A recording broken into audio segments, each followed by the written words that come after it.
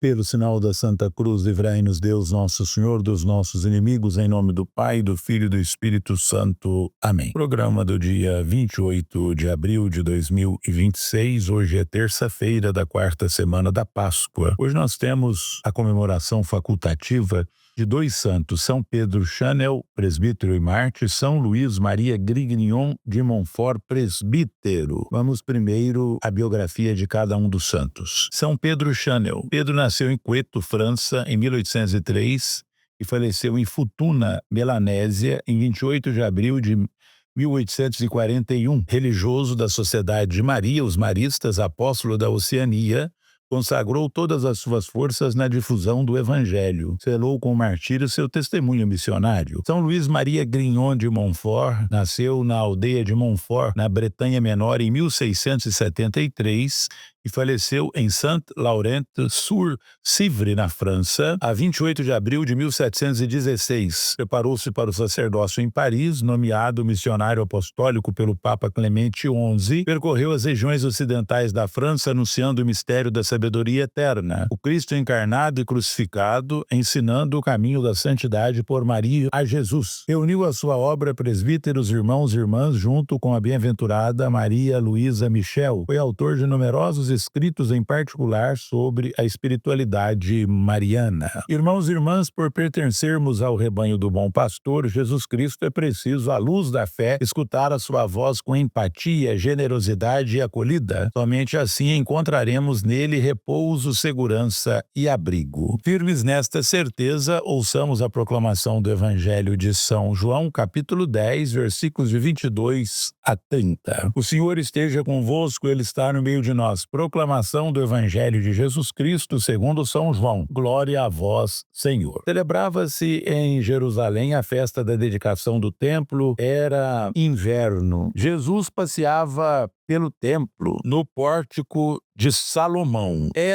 Os judeus rodeavam-no e disseram: até quando nos deixarás em dúvida? Se tu és o Messias, dize-nos abertamente. Jesus respondeu: já vô-lo disse, mas vós não acreditais. As obras que eu faço em nome do meu Pai dão testemunho de mim, vós, porém, não acreditais, porque não sois das minhas ovelhas. As minhas ovelhas escutam a minha voz, eu as conheço, e elas me seguem. Eu dou-lhes a vida eterna e elas jamais se perderão, e ninguém vai arrancá-las de minha mão. Meu Pai, que me deu essas ovelhas, é maior que todos e ninguém pode arrebatá-las da mão do Pai. Eu e o Pai somos um. Palavra da salvação, glória a vós, Senhor. Meus irmãos, os que não acreditavam em Jesus faziam o que sempre fazemos. Procuravam uma desculpa, algum pretexto. Somos hábeis em dizer: Deus ainda não falou comigo claramente, não sei o que é melhor. Quando não queremos, temos nossos argumentos, mesmo que sejam falsos.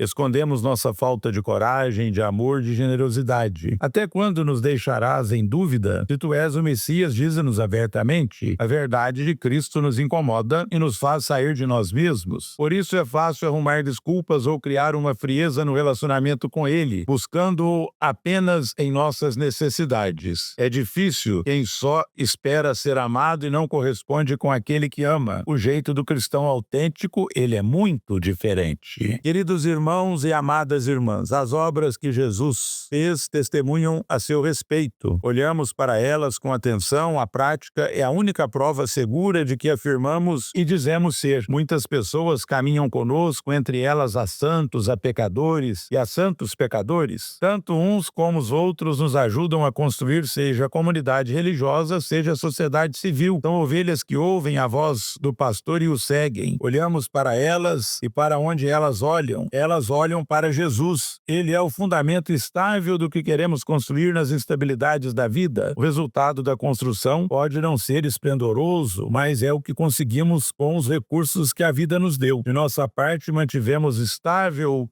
o fundamento. Ouça a voz do verdadeiro pastor, aqueles cujas obras testemunham o Pai. Queridos irmãos e amadas irmãs, o trecho dos Atos dos Apóstolos lido hoje como primeira leitura, sempre de Atos, hoje 11, 19 a 26, relata que a boa nova de Jesus também chegou aos ouvidos e aos corações dos gentios. Esse fato é consequência direta da perseguição sofrida pela Igreja de Jerusalém. Após a morte de Estevão, muitos discípulos se dispersaram e de forma forma providencial, a experiência cristã se difundiu missionariamente. Trata-se, ao que parece, do relato da fundação da Igreja de Antioquia, que mais tarde se tornará o grande centro de evangelização dos pagãos. No Evangelho, seguimos com a leitura do capítulo 10 de São João, tendo como pano de fundo a imagem do bom pastor e a relação com as suas ovelhas, emerge a questão da identidade de Jesus. Se tu és o Messias, dize-nos abertamente. A resposta do Senhor é direta. Para reconhecê-lo como Messias, é preciso crer. No entanto, Jesus também revela que aqueles judeus não pertencem ao seu rebanho, por isso não escutam a sua voz. As ovelhas de Jesus, por sua vez,